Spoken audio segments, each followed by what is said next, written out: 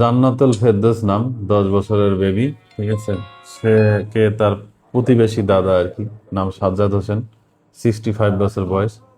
সে তাকে খাবারের প্রলোভন দেখায়, তার বাসায় ডেকে নিয়ে যায়। নিয়ে গিয়ে এখানে তার সাথে তার শরীরে হাত দেয়, ব্রেস্টে হাত দেয় এবং হলো তার প্যান্ট খোলে, যৌনাঙ্গে আঙ্গুল দেয়। পরে সে ওখান থেকে যখন ওই কাজ করতে পারে না, ঠিক আছে, তখন সে চলে আসে। আসার পরে থাকে সে, তার সাথে এক মেয়ে ছিল, নাম হলো রাজিয়া নাম।